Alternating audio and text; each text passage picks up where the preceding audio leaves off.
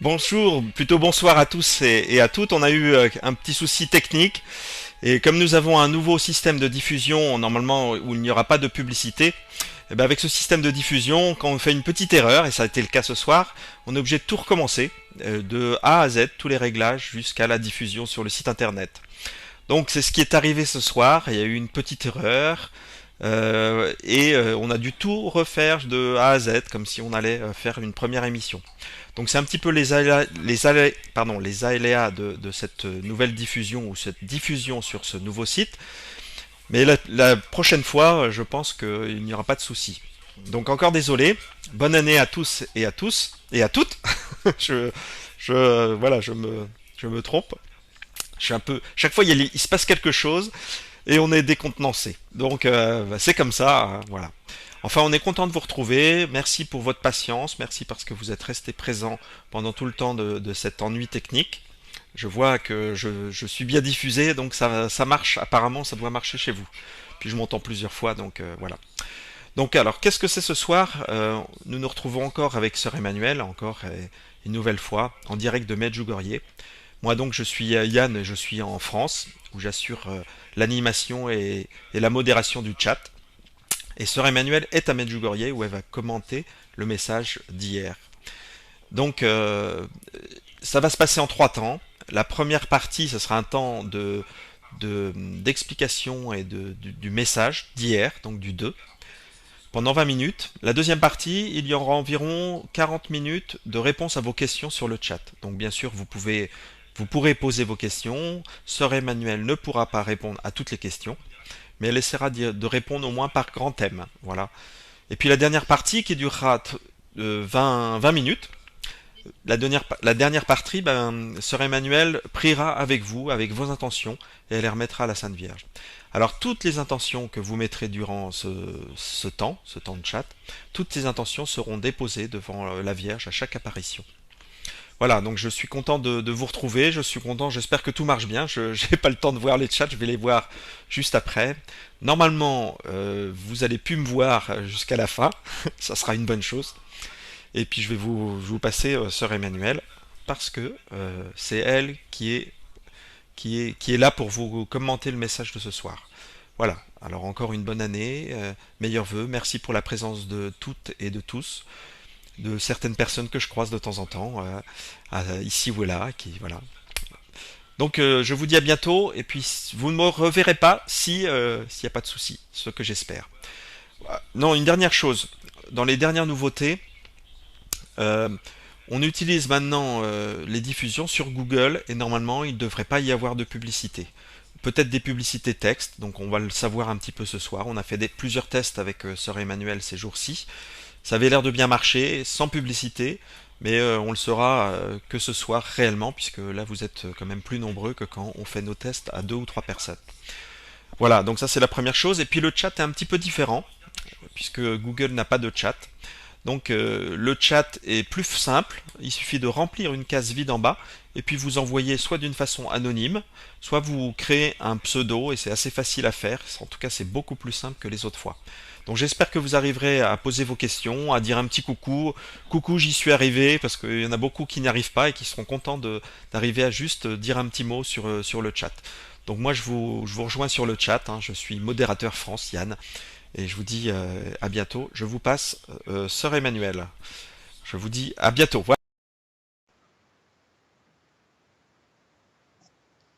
Alors moi je dis bonjour à tous et bien sûr je souhaite à tous une très très bonne et sainte année 2014. Qu'est-ce que je peux vous souhaiter? Évidemment, bien sûr, bonne santé, que tout se passe bien, mais je voudrais d'abord vous souhaiter de pouvoir vraiment consoler Dieu, faire plaisir à Dieu, rentrer dans ses voies, marcher sur ses chemins, bref, cheminer sur le chemin de la sainteté, main dans la main avec la Sainte Vierge, pour qu'à la fin de l'année, vous puissiez vous dire, eh bien vraiment, nous avons marché avec Dieu et nous avons grandi. Nous nous sommes nourris spirituellement, nous avons été avec Dieu, nous lui avons permis de faire sa volonté à travers nous, et c'est ça la joie la plus profonde. Je vais maintenant vous dire un petit peu ce qui s'est passé hier matin. Nous étions à l'apparition de la Vierge Marie avec Myriana. Bien sûr, tout ce que je pourrais vous dire de ce qu'a dit la Sainte Vierge, je ne veux pas en rire, devancer le jugement de l'Église, nous nous soumettrons. C'est important que je vous dise ça, pour être bien dans les règles de l'Église catholique. Et je voudrais lire d'abord ce message, parce qu'il est très riche, et j'aurai évidemment pas le temps de tout prendre, de reprendre avec vous tous les éléments, mais je vais prendre les principaux comme d'habitude. Voilà, soyez patients. Voilà le message que nous avons reçu donc hier, grâce à Myriana, de la Sainte Vierge. La Sainte Vierge nous a dit Myriana était triste quand elle est arrivée. Vous savez que plusieurs fois déjà dans les messages du 2, elle nous a dit quand je regarde vos cœurs, chers enfants, eh bien mon cœur est saisi de douleur. Là, elle n'a pas dit exactement ça, elle a dit simplement qu'elle était triste. Myriana a dit qu'elle était triste. Et pourquoi est-elle triste? Eh bien, elle seule peut le dire, mais je crois quand même ne pas la trahir en disant que bien souvent, dans ce qu'elle nous demande, dans ce qu'elle nous dit, dans ce qu'elle nous suggère, eh bien, on en prend et on en laisse. Alors, elle est contente pour tout ce qu'on prend et elle nous remercie à chaque fois. Merci d'avoir répondu à mon appel. Hier, on était encore sur la montagne avec Ivan et elle a redit merci parce que encore aujourd'hui, vous avez répondu à mon appel. Donc, elle sait dire merci, elle sait être contente. Elle est arrivée d'ailleurs joyeuse et heureuse. Elle nous a tous bénis sur la montagne du Pot de Bordeaux. Mais donc, le 2, elle exprimait cette tristesse qu'on en prend et on en laisse. Et c'est ça où cette année, je pense que nous pouvons vraiment la combler de joie en prenant tout. En prenant tout, on ne sait jamais quand est-ce que le Seigneur va nous reprendre pour nous emmener là-haut. Et ça serait merveilleux de pouvoir se dire que, comme Jésus lui-même a dit sur la croix, tout est achevé, tout est accompli. Elle voudrait le tout, le 100% évidemment. La volonté de Dieu dans sa plénitude. Et c'est possible avec la grâce de Dieu. Je vais vous lire le message. Chers enfants, pour pouvoir être mes apôtres et pour aider ceux qui sont dans les ténèbres à connaître la lumière de l'amour de mon Fils, vous devez avoir un cœur pur et humble. Vous ne pouvez pas aider mon Fils à naître et à régner dans le cœur de ceux qui ne le connaissent pas s'il ne règne pas, s'il n'est pas le roi dans vos cœurs. Je suis avec vous, je chemine avec vous comme une mère. Je frappe à la porte de vos cœurs. Ils ne peuvent pas s'ouvrir car ils ne sont pas humbles. Voilà le problème. Je prie, et vous aussi mes enfants bien-aimés, priez pour pouvoir ouvrir à mon Fils un cœur pur et humble et pour recevoir les dons qu'il vous a promis. Ainsi, vous serez conduits par l'amour et par la force de mon Fils. Ainsi, vous serez mes apôtres qui répandront tout autour d'eux les fruits de l'amour de Dieu. Mon Fils agira à partir de vous et à travers vous, car vous serez un. Mon cœur maternel languit après cela, après l'unité entre tous mes enfants à travers mon Fils. Avec un grand amour, je bénis les choisis de mon Fils, vos bergers, et je prie pour eux. Je vous remercie.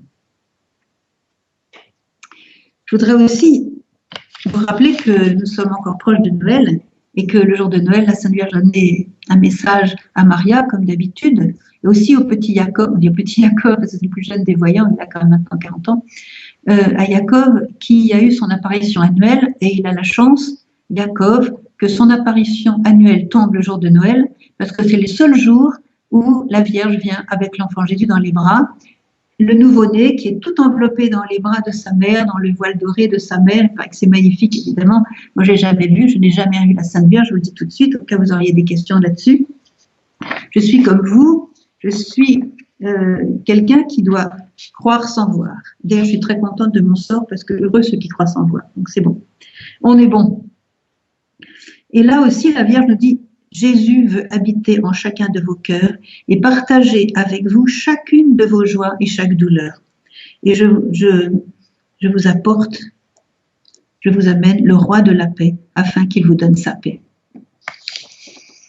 Nous sommes dans le temps de Noël et j'aime bien pendant ce temps de Noël contempler l'enfant Jésus. Évidemment, on a quand même tous un grand faible pour l'enfant Jésus, ce petit nouveau-né qui est venu comme un petit nouveau-né normal, enfin normal entre guillemets, c'est-à-dire complètement vulnérable, complètement abandonné entre nos mains. totalement impuissant à s'aider lui-même. Un petit animal, quand il naît, il va tout de suite vers le lait de sa mère, il connaît l'endroit, il connaît le chemin, c'est l'instinct qui fait qu'il peut se débrouiller pour aller boire. Eh bien, petit homme, non. Il est obligé d'être complètement aidé en tout. Il est totalement dépendant. Et c'est beau de voir que Dieu s'est fait dépendant de nous.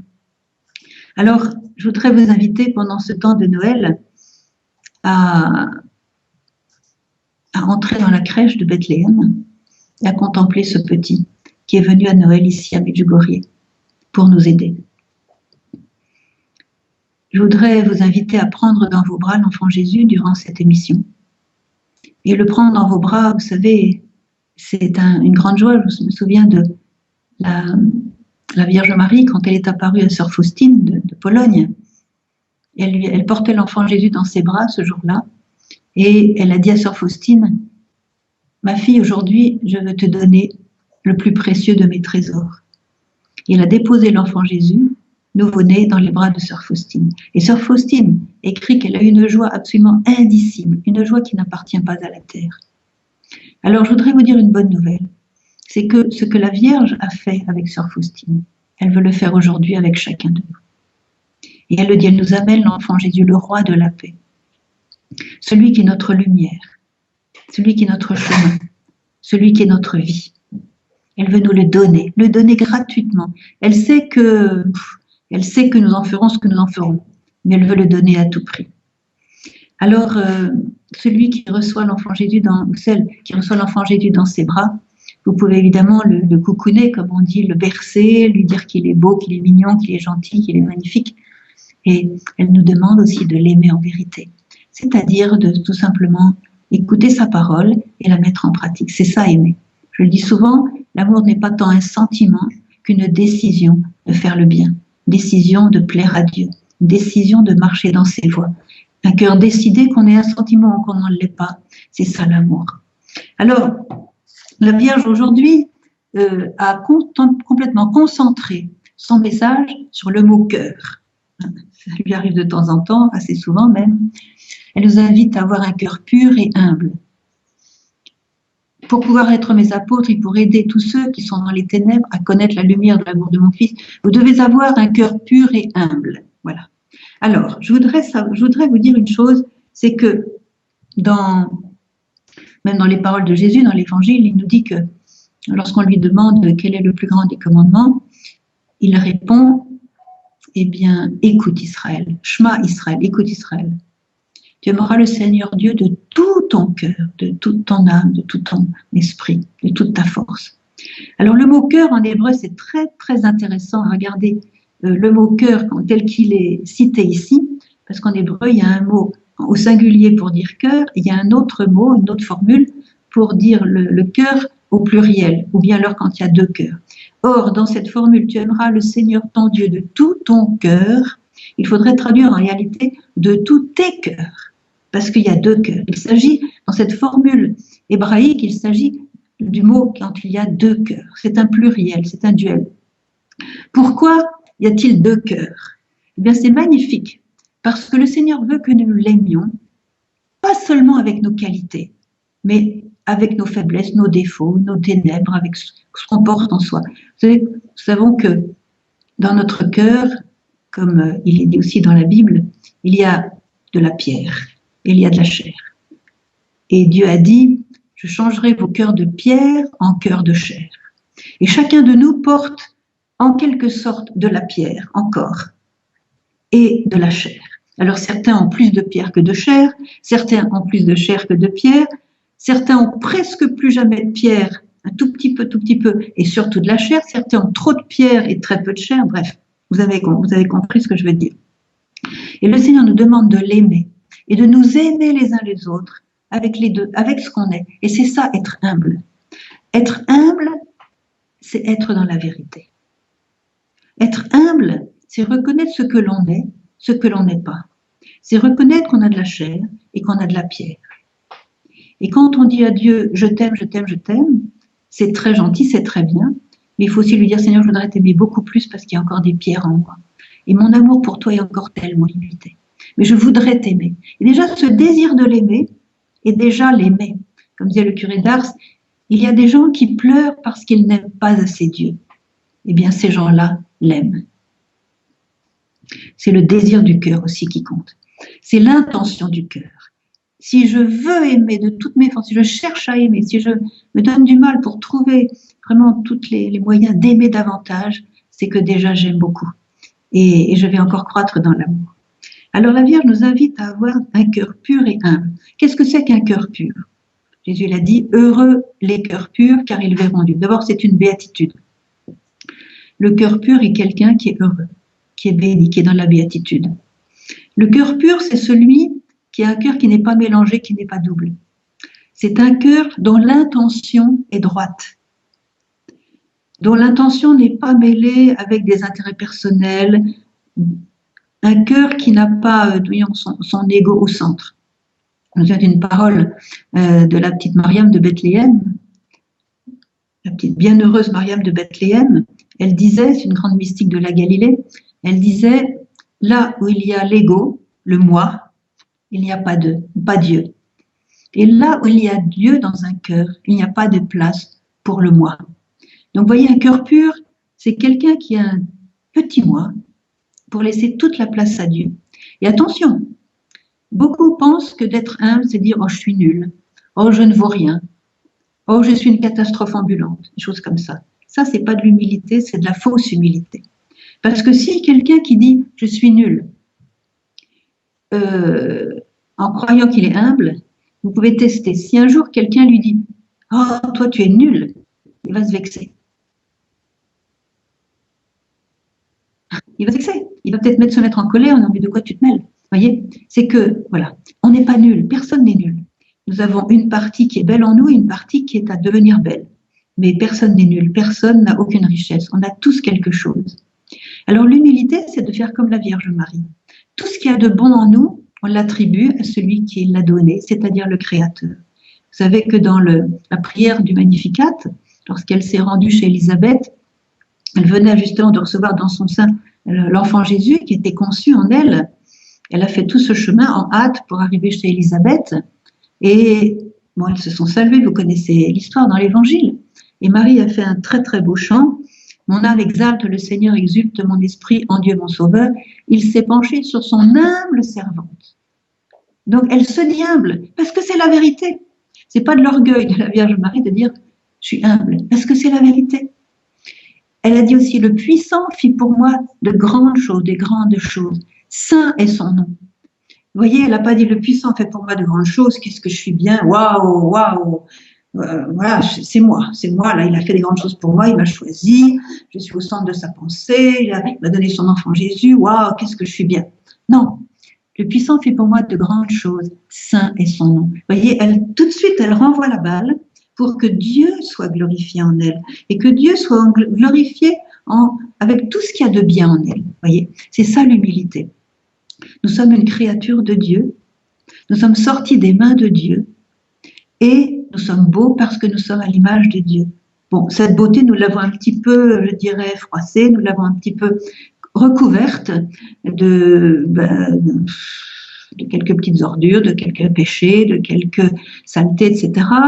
Mais ça n'empêche que par essence, nous sommes les enfants de Dieu, les créatures de Dieu, et Dieu n'a raté personne parce que Dieu ne rate personne, Dieu est Dieu. Tout ce qu'il fait est parfait. Alors si je suis imparfait, c'est parce qu'il y a eu le péché originel, plus tous ceux que j'ai rajoutés, mais tout ça, ce sont des accidents réparables.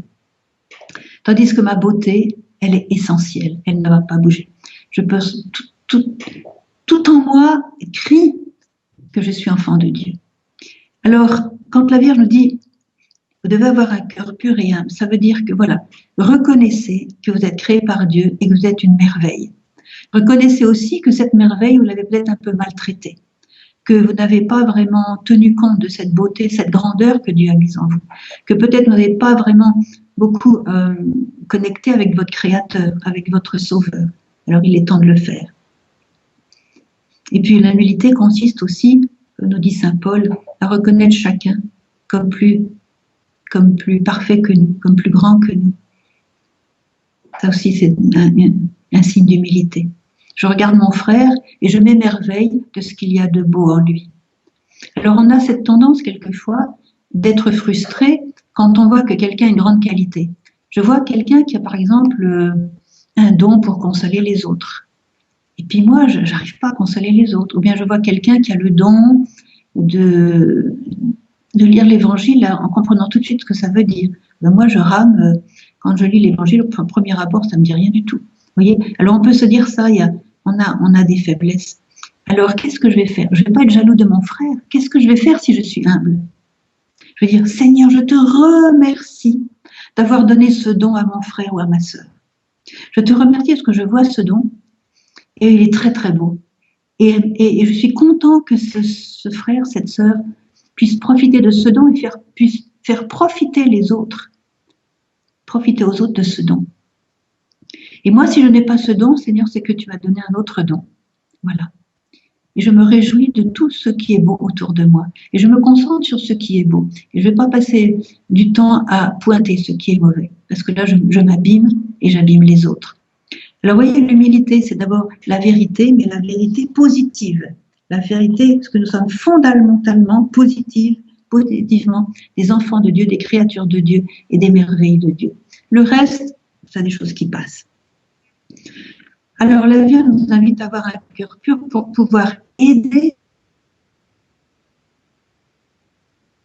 ceux qui aujourd'hui marchent dans les ténèbres et qui n'ont pas encore la lumière de son Fils. Ils sont nombreux et on a l'impression que les ténèbres s'épaississent encore aujourd'hui de la part de ceux qui sont dans les ténèbres. Vous savez qu'il y a beaucoup de sources de ténèbres aujourd'hui dans le monde, surtout en Occident, et que même nos enfants sont atteints. Même les petits au jardin d'enfants sont atteints. Les adolescents n'en parlons pas, les jeunes aussi. C'est pourquoi la Vierge nous demande beaucoup de prier pour les jeunes, parce que, comme elle le dit, Satan veut détruire nos familles. Il s'y applique comme jamais encore auparavant, et particulièrement, il veut se servir des jeunes pour détruire les familles. Et beaucoup de jeunes aujourd'hui, par manque de direction, par ignorance aussi, par manque d'enseignement, par manque d'exemple autour d'eux, par manque de paix aussi dans leur famille, eh bien, sont déstabilisés, ils sont quelquefois dans la peur, dans l'angoisse, ils n'ont pas de direction et du coup, ils vont dans les plaisirs les plus immédiats, les satisfactions les plus immédiates et ça peut aussi les abîmer. Alors, vous voyez que beaucoup, dans notre société, beaucoup de gens ont besoin que nous ayons un cœur pur et humble. C'est ce que la Vierge nous explique dans ce message. Et elle nous dit, je suis avec vous. Elle qui a le cœur pur, le plus pur du monde, le cœur immaculé, qui n'a jamais connu ni le péché originel, ni les péchés personnels. Un cœur humble, qui est totalement, totalement transparent à l'œuvre de Dieu en elle, si bien que quand Dieu fait quelque chose de beau, tout de suite il est glorifié. Et jamais elle le prend pour elle-même pour se dire, voilà, qu'est-ce que je suis bien. Et elle est humble. Alors, elle est avec nous, elle chemine avec nous comme mère. Et une mère, c'est essentiellement quelqu'un qui va donner à son enfant. Quelqu'un qui va se donner, donner son temps, donner ses biens, donner ses connaissances, apprendre à marcher, apprendre à lire, apprendre à parler, corriger la parole, corriger la manière de se tenir à table, corriger la manière de marcher, corriger la manière de se positionner vis-à-vis des autres, etc. Elle va consoler, elle va cajoler, elle va en même temps être un petit peu sévère pour quand il y a des bêtises de fait, elle va savoir reprendre un enfant. Voilà une mère. Et Marie, c'est ce qu'elle fait. Donc, elle est avec nous comme mère. Et qu'une mère infiniment tendre, et comme disent les voyants, infiniment décidée. Oui, parce que quand Myriana nous a parlé de l'apparition, comment était la Vierge, elle nous a dit, elle était triste quand elle est arrivée, mais elle était décidée. C'est-à-dire que tout ce qu'elle a dit, elle l'a dit avec un ton décidé. Je chemine avec vous comme mère. Je frappe à la porte de vos cœurs. Alors, nous avons l'habitude, nous, de frapper à la porte de son cœur. Eh bien, aujourd'hui, c'est elle qui frappe. Voilà, chacun son tour. Elle frappe à la porte de nos cœurs parce qu'elle voudrait bien changer nos cœurs. Elle voudrait bien que nos cœurs s'ouvrent pour pouvoir les changer. Alors, elle nous dit, ils ne peuvent pas s'ouvrir parce qu'ils ne sont pas humbles. Alors, c'est très beau la connexion qu'elle fait ici. Une personne qui manquerait d'humilité ne peut pas ouvrir son cœur. Pourquoi? Parce que son cœur est tellement rempli du moi, de l'autosatisfaction, ou bien alors de la tristesse de ne pas être ceci ou à pas être cela, qu'il n'y a pas de place pour les autres. Il n'y a pas de place pour Dieu, il n'y a pas de place pour les autres. comme dit la petite Mariam, je reviens souvent à elle parce que je l'aime beaucoup, elle dit que les grands, les orgueilleux, partout ils embarrassent. Les petits, les humbles, ils peuvent passer partout. Et c'est pareil, Dieu ne peut pas se mettre dans un cœur qui n'est pas humble parce qu'il n'y a pas de place pour lui. Le moi occupe toute la place. Alors, nos cœurs ne peuvent pas s'ouvrir s'ils ne sont pas humbles. Et ils ne sont pas humbles, nous dit la Sainte Vierge. Alors, peut-être qu'on pourrait penser, oh ben, le mien, il est humble, mais celui du voisin, lui, il a besoin d'entendre ce message. Alors, c'est important que chacun de nous prenne ce message pour lui-même parce qu'aucun de nous n'est l'Immaculée Conception. Donc, tous, nous avons un petit effort à faire ou un gros effort à faire dans le sens de l'humilité, et je dirais une humilité positive. Voilà. Je prie. Et vous aussi, mes enfants bien-aimés, priez pour pouvoir ouvrir à mon fils un cœur pur et humble. Elle le répète, un cœur pur et humble. Et comme ce cœur pur et humble va avoir un espace pour Dieu, elle ajoute, et pour recevoir les dons qu'il a promis. Et quel don a-t-il promis? Quel don a-t-il promis? D'abord le don du salut, le don de la vie éternelle. Saint Paul nous l'enseigne. Le salaire du péché, c'est la mort, mais le don de Dieu, c'est la vie éternelle. Alors pensez à la joie que vous avez de savoir que vous avez une vie éternelle qui vous attend. Et pensez à tous ceux qui aujourd'hui, peut-être dans ceux qui m'écoutent, il y en a qui ne le savent pas ou qui ne le croient pas. Et la Vierge, quand elle a montré à Ivitzka et à Yaakov le ciel, le purgatoire et l'enfer, quand elle les a ramenés dans cette petite pièce de la maison de Yaakov, là où Yaka avait préparé de quoi manger, parce que c'était un petit repas qu'elle avait préparé, elle les a vus réapparaître, hein, et à ce moment-là, juste avant, la Vierge avait dit aux enfants que dans le monde, il y a beaucoup de personnes qui pensent qu'après la mort, il n'y a plus rien. Non, chers enfants, cela est une grande erreur, car après la mort, il y a l'éternité. Nous avons une vie éternelle. Nous ne sommes pas nés d'un hasard pour un trou noir au moment de la mort. Nous avons une vie éternelle et le don de Dieu, c'est cette vie éternelle qui commence déjà sur la terre et qui se prépare sur la terre éternellement, qui se prépare pour l'éternité, je veux dire. Et Dieu nous a promis des dons, il nous a promis de se donner lui-même. Il se donne lui-même, pas seulement dans l'Eucharistie, pour ceux qui vont à la messe, qui prennent la communion, Dieu se donne à travers sa parole et Dieu se donne à travers le pauvre. Dieu se donne à travers celui qui est démuni et qui peut-être vient frapper à notre porte. Et s'il y a un espace pour Dieu, il y a un espace pour le pauvre. S'il y a un espace pour Dieu, il y a un espace pour l'inconnu, pour l'étranger, pour celui qui n'a rien, pour celui qui nous énerve, pour celui qui nous embête, pour celui qui vient au mauvais moment, pour celui qui vient solliciter quelque chose de notre part et qui ne viendra pas forcément remercier pour ce qu'on lui a donné. Un pauvre, il y en a qui remercient, il y en a qui ne remercient pas. Il y en a qui exigent et il y en a qui sont humbles. Dans les pauvres, il y a des humbles et puis des orgueilleux. Voilà. Donc voilà, s'il y a de la place pour Dieu, il y a de la place pour le pauvre. Donc ouvrons nos cœurs et demandons à Jésus, dont il se définit lui-même, mettez-vous à mon école, car je suis doux et humble de cœur. Ça veut dire que Jésus, qui est doux et humble de cœur, veut nous communiquer son cœur. Mettez-vous à mon école. Voilà. Donc, c'est encore en lisant l'Évangile, en nous mettant à l'école de Jésus, à l'école du Christ, doux et humble, que nos cœurs vont peu à peu devenir doux et humbles. C'est un processus qui va prendre du temps. C'est le curé d'Ars qui disait qu'il faut beaucoup d'humiliation pour faire un peu d'humilité. Quelquefois, les humiliations tournent un peu au vinaigre parce qu'on s'énerve et puis on se met en colère. Alors, quand il y a une humiliation qui se présente, on va maintenant essayer de dire, ben voilà, j'ai été humilié, et ben autant pour moi, je vais essayer de croître dans l'humilité. Alors, tous ces messages sur le cœur sont très importants aujourd'hui parce que quand nous arriverons au seuil de la vie éternelle, eh bien, nous serons jugés sur le cœur. Tout le reste aura disparu. Nous serons jugés sur la dose d'amour qu'il y a dans notre cœur. Alors, Dieu nous a donné, l'Église nous donne encore aujourd'hui des moyens fabuleux, fantastiques, merveilleux, extraordinaires, magnifiques, pour croître dans l'amour. Et ce moyen, c'est d'adorer Jésus. nous devenons ce que nous contemplons. Je le répète à chaque fois, mais comme ça vous le saurez. Nous devenons ce que nous contemplons. Et si je contemple l'amour, cet amour va s'imprégner en moi. Je vais l'absorber.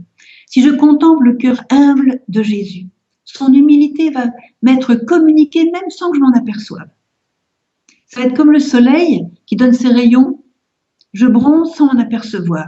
C'est seulement après que j'en ai, t'as bonne mine aujourd'hui, oui.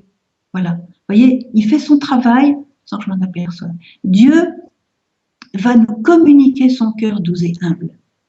Et c'est en le regardant, c'est en l'adorant, c'est en le contemplant, c'est en prenant du temps pour lui, c'est en lisant sa parole que cet amour, cette pureté, cette humilité vont rentrer en nous par une opération toute divine. La grâce transformante, comme disent les théologiens, la grâce transformante. On va être transformé en lui-même. Et c'est ça le but de la vie chrétienne, que peu à peu, par la grâce de l'Esprit Saint, nous soyons transformés dans le Christ.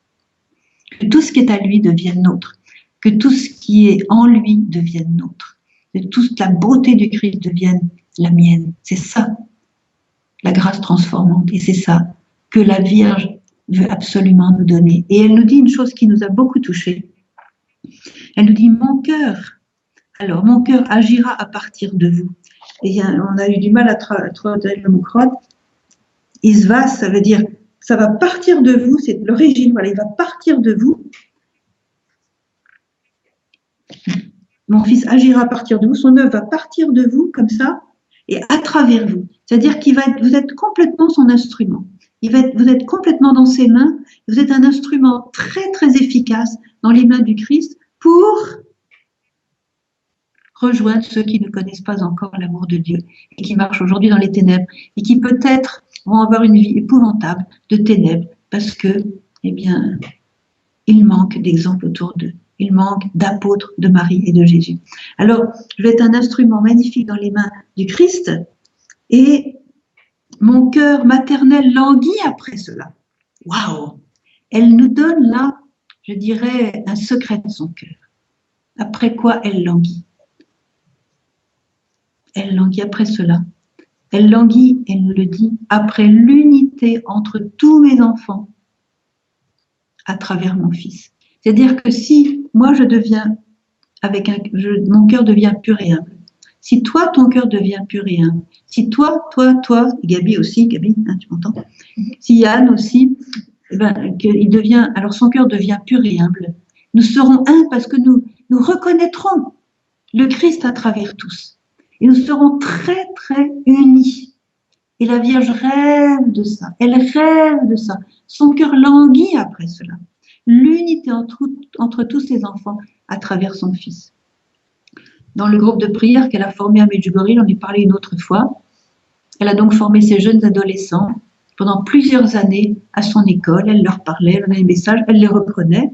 Quelquefois, elle était sévère, elle savait les reprendre, elle savait les consoler, elle savait les instruire, les nourrir.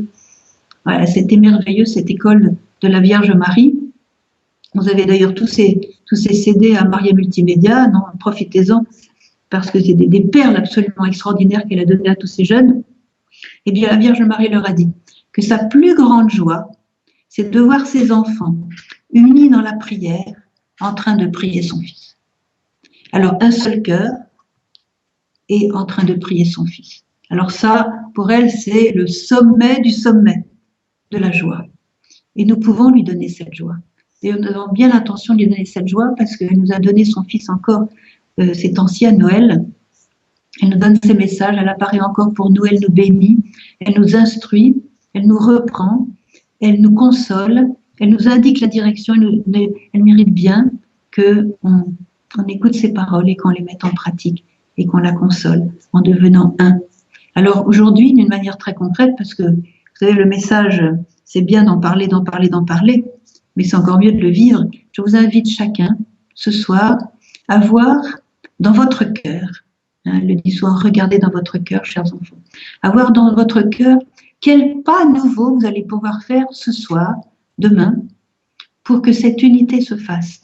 Peut-être vis-à-vis d'une personne avec qui vous n'êtes pas trop en unité, vis-à-vis de vous-même, qui qu'il y avait encore une colère rentrée parce que vous n'êtes pas exactement comme vous voudriez, parce que vous êtes blonde au lieu d'être brune, parce que vous êtes brune au lieu d'être blonde, parce que vous êtes ceci, vous êtes cela, vous n'êtes pas content de comment le Seigneur vous a créé, peut-être.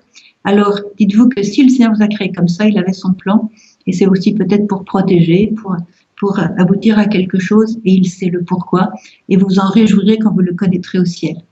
Alors, être un, c'est être humble, c'est être pur, et celui qui est humble, il est toujours content. Ah, il est toujours content. Ça, c'est aussi l'enseignement de la Vierge. Soyez toujours content. Si c'est une chose, s'il arrive quelque chose qui vous satisfait, qui vous fait plaisir, soyez content. Mais remerciez Dieu, n'oubliez pas. Et si quelque chose arrive et qui est désagréable, douloureux, très douloureux même, soyez quand même content, non pas parce que la chose est douloureuse, attention, pas de dolorisme. Soyez toujours content parce que derrière cette chose douloureuse, il y a un magnifique plan de Dieu. Et quand vous le connaîtrez, alors vous serez émerveillés. Et Dieu va se servir de cette douleur, de cette épreuve. Même si l'épreuve, Satan se sert de ça. Hein. Dieu va se servir de cette épreuve pour vous faire grandir et faire que votre cœur acquiert une plus grande capacité d'amour. Et cette grande capacité d'amour, ce surcroît de capacité, vous allez en profiter, en jouir toute l'éternité. Donc c'est un bien. Et si vous êtes content et que vous remerciez Dieu pour tout ce qui vous arrive, en sachant que, ça, comme elle le dit, c'est lui le roi du monde. Elle le dit encore dans le message du 25 décembre de Noël. Je vous apporte, je vous amène le roi de la paix afin qu'il vous donne sa paix. Et dans le message de Myriana, elle nous dit que Jésus va régner dans nos cœurs. Donc c'est lui le roi. Donc il a la possibilité, qu'est-ce qu'un roi? C'est celui qui régit. Mais pas qui régit comme les gouvernants qu'on a aujourd'hui. Alors là, c'est pas un bon exemple. Donc c'est un roi qui va régir avec amour pour le bien de ses sujets. Et là, pour le bien de ses créatures. Il n'y a pas une seule feuille qui tombe d'un arbre sans que ce soit la volonté de Dieu. Dieu est le maître de tout ce qui se passe dans le monde. Et s'il permet parfois qu'il y ait du mal, que Satan fasse du mal, car il en fait, c'est toujours pour rattraper la sauce. En tout cas, pour tous ceux qui veulent bien le bénir, l'adorer, le suivre. Quand Satan pensait avoir réussi l'œuvre de sa vie, le chef-d'œuvre de sa vie, en tuant Jésus sur la croix et en se servant, bon, évidemment, de Pilate, d'Hérode, des soldats romains, des grands prêtres, etc. Il s'est servi un peu tout le monde, de toute la foule qui a crié crucifiez-le. C'était un peu nous, la foule. Hein. Il croyait avoir fait le chef-d'œuvre de sa vie, d'avoir réussi à tuer Dieu. Le malheureux. Il n'a fait que se vaincre lui-même. Il n'a fait que se perdre. Parce que Dieu a rattrapé la sauce. Excusez-moi mon langage qui n'est pas très théologique, mais il a rattrapé la sauce et il a fait qu'en mourant, Jésus a détruit la mort sur son propre terrain. Voilà. Donc tout mal cache un bien. Parce que Jésus est le maître, Jésus est le roi. Je dis ça pour consoler tous ceux qui sont dans des situations difficiles. Remercier Dieu pour la manière dont il va utiliser ce mal et le bien qui va sortir de ce mal. Si au cœur même de ce mal, vous avez confiance en lui, qu'il est le roi de vos cœurs, le roi de vos vies. Alors, je vous avais demandé au début de cette émission de prendre l'enfant Jésus dans vos bras. Et je pense que pendant, je ne sais pas depuis combien de temps je parle, je pense que l'enfant Jésus a agi. Parce que l'enfant Jésus est le créateur. Il n'est jamais quelque part sans que quelque chose se crée. Alors, réjouissez-vous parce que pendant tout ce temps où j'ai parlé, vous avez écouté, l'enfant Jésus a fait son travail. Il vous a déjà communiqué un petit peu de sa pureté, de son humilité, de son bon cœur, de son amour, de sa lumière. Alors, continuez à le porter dans vos bras et dites-lui combien vous l'aimez et combien vous voulez l'aimer bien davantage. Combien vous voulez l'aimer à la folie. Et plus vous l'aimerez à la folie, plus vous verrez dans votre vie les signes de son amour et vous serez un signe pour les autres. Vous serez un apôtre de la Vierge Marie. Alors évidemment, comme d'habitude, je n'ai pas fait la moitié du message, mais je vois que déjà il est temps de s'occuper des chats. Alors je vais attendre vos questions pour pouvoir y répondre, enfin dans la mesure de mon possible. Je vous demande simplement de concentrer vos questions, si possible sur le message, sur Medjugorje et sur des choses qui touchent à Medjugorje, puisque c'est le thème de ce soir.